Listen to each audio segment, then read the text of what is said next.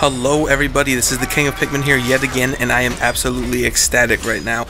We finally got it. For Honor, single player gameplay, and on top of that, the single player, like, the basis for the storyline, which has me extremely excited because the gameplay is absolutely breathtaking and the story so far is very intriguing. So let's just get right into it. I want to do a breakdown of everything we've seen, and I want to talk about what we know so far from the story, and yeah, let's just get right into it. Alright, let's get started with what we know to be pretty much a main antagonist of the game. Her name is Apollyon, and she has an army called the Blackstone Legion, and they pretty much crave war and conflict. They pretty much want it to be always happening. And what we know so far is the fact that there was a catastrophic event that kind of left the world in ruins, and that's why the Vikings, knights, and samurai initially were fighting, just for survival's sake. But then when they were about to have, based on this trailer, when they were about to have peace and were thinking about peace, Apollyon ignited the flames and perpetuated the problem and just created war all over again, which is what we saw in the CGI trailer that's in the background right now, which I find very interesting because it gives us like a main antagonist that all the factions can be fighting against. Although it was kind of mentioned that on the knight side of the storyline, you're fighting with the Blackstone Legion, but I want to do a breakdown of some gameplay and talk more about that in a second. Alright, right here we have a knight running alongside a castle wall as a catapult comes crashing in. A shot from the catapult comes crashing in, and keep an eye on him and remember what he looks like, because he looks more like a traditional knight. But what we have here looks to be a member of the Blackstone Legion that Apollyon is leading, in my opinion. That's at least my theory behind it, which is a very important thing to me because I'm worried that this game is making the knights out to be the villains, because Jason Vandenberg, the creative director on the game, said that when you're playing as the Knight faction, you're helping the Blackstone Legion drive enemies out of your land and territory, which makes me afraid that they're kind of making the Knights out to be kind of the villains, considering Apollyon is the known antagonist of the game. So I want to talk more on that in just a minute. Right here we have what seems to be some knights that still look like the traditional type of warden and knight, putting a ladder up, and when they start climbing up it, you'll see that they're trying to get on top of a castle, which leads me to believe this is the battle between the traditional knights and the Blackstone Legion that's trying to take them over. And this next scene that I have here in slow motion is like further shows my point, in my opinion, because it shows one knight pushing one of his brethren aside, maybe to tell him to hold off a little bit and fall back maybe, and he starts walking up as though there's an aggressive attacker in front and he's about to duel him. And if you look at his armor, it's very similar to the armor of the first knight on the castle we saw. So I feel like this is a faction of knights that is trying to defend against the Blackstone Legion. Here we have a member of the Blackstone Legion entering the castle that they were sieging and actually killing one of the soldiers that come at him. So this leads me to believe that the knights in this castle are actually on the side of good, and they're kind of being assaulted by the Blackstone Legion and Apollyon. So, and then we see here, which also cements my theory, you see one of the knights in the castle squaring up to duel against one of the members of the Blackstone Legion, or at least what I assume to be the Blackstone Legion. Then here we have a member of the Blackstone Legion actually with his helmet off, which I found interesting because maybe that means he's going to be an important character to the storyline, and maybe we'll have more than one primary antagonist. Maybe we'll have him and Apollyon. The fact that he doesn't have a helmet on just makes me see him as not just some random soldier. And if you ask me personally, I feel like this is a somber scene because this knight is being knighted, but he already is a knight, so I think he's being indoctrinated into the Blackstone Legion. And if you look, you can't see his face, but the way he looks up kind of at his opponent and then looks back down kind of gives me a somber feeling, like he doesn't want to be there. So I'm thinking that there's some sort of ultimatum, and they're kind of being forced to fight for the Blackstone Legion when they don't actually want to. Which I don't know if that's just me having wishful thinking, because I have such a love for knights. I do not want to see them willingly fight on the side of the villain. I honestly don't want to see them fight on the side of the villain at all. But I mean, if they do, I want them to come out on the good side and, you know, fight back and do what's right, because like I said, I have such a deep love for knights. I really don't want to see them as villains. But that's enough speculation. Let me know what you guys think, and I'm going to move on to the Viking gameplay trailer for single player.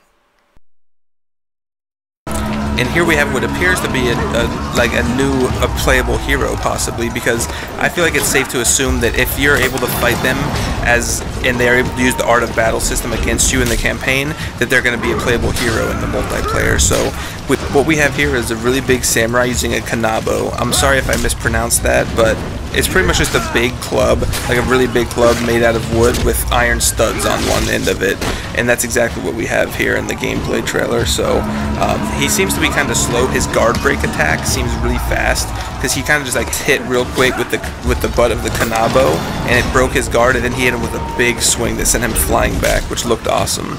We know the Viking class that they're playing as in the campaign right now in this mission is the Raider, and we're treated to one of his executions here.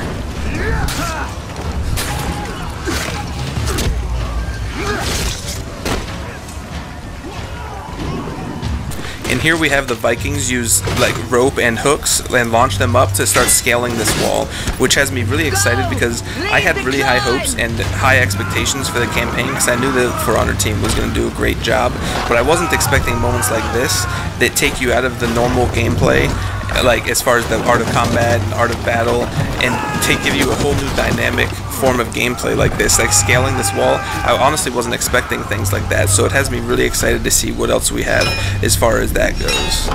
And here we see the Viking throw an opponent into spikes face first, so this has me also very intrigued, because it's awesome in single player, but it makes me wonder if there's going to be environmental hazards like spikes in multiplayer, because we know there's going to be, you know, edges and cliffs that you can throw opponents off of, but I wonder if there's going to be spikes and maybe other hazardous traps in the multiplayer. We'll just have to wait and see at this point. And here we have something I want to talk about, because it appears as though every single class that has been shown so far has a unique guard break move. So every character in the game can do a guard break and then throw your opponent in any direction. But it appears as though every class has a unique frontal guard break attack, and I'll put them all up on the screen. You've got first we'll show you the samurai, which when he breaks your guard, he kind of puts his shoulder up against you and kind of does like a roll over you and switches sides with you. But then the knight, he gets down low and then shoulder tackles the opponent. But then we have the Viking, who has my personal favorite. He like gets down and hoists them up on his shoulder and runs with them for a short distance and then throws them. And you'll see it here. He just chucks some guy over the edge. And here we possibly get a glimpse at yet another playable hero for the samurai faction. The weapon he's using, I suspect to be a yari. I'm sorry if I'm mispronouncing that. I'm not very good with pronunciation.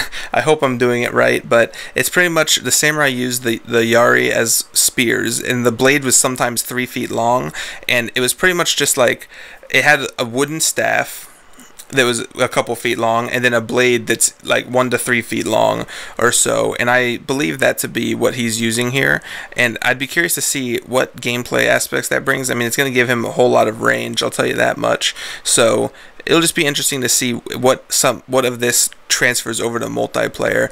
But I also wanted to talk about the awesome fact that there's bosses in the game, because that's really interesting. Like, they've got dialogue between one another.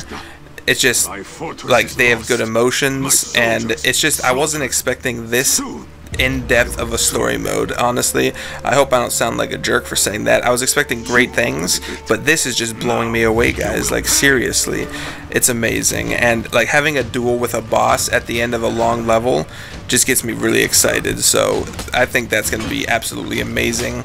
And we also get to see another use of the Vikings guard break mechanic, but this time we see a different use of it. So here, check it out. As you saw there, he actually tackled him into the wall, and then after hitting him into the wall, it triggered a special animation. So I wonder if other characters are going to have things like this, like maybe if the